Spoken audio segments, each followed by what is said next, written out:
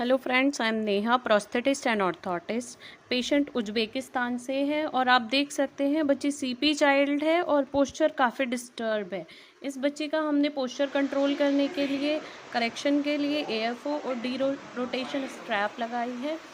अभी आप देख पा रहे होंगे कि पोस्चर काफ़ी स्ट्रेट हो गया है। उसके बाद अभी हम लेते हैं इनकी मदर का रिव्यू कि कैसा लगा इनको। इनसे पूछते हैं कि कैसा लगा आपको ट्रीटमेंट। आप बताइए, अपना फीडबैक दीजिए please. Assalomu alaykum hurmatli Hindiston xalqi. Men bugun mana bu yerga O'zbekiston Respublikasidan qizimga shifo izlab keldim. Qizimga DSP degan tashxis qo'yilgan edi.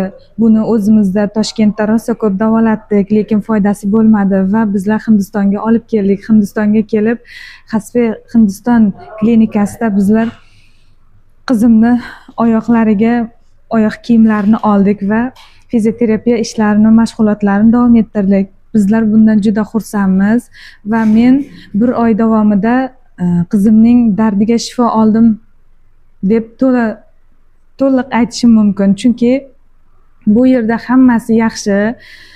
Mijozlarga juda yaxshi e'tibor beradi. Bolalar bilan ham rosa yaxshi ishlashadi. Men o'zim YouTube'larda, internetlarda rosa mana shunaqa intervyularni ko'rganman, lekin ishonmaganman va bugun o'zim kelib ishonch hosil qildim.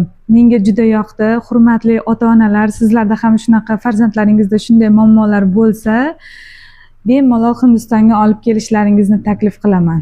Hammasi uchun rahmat. Thank you so much. Thank you.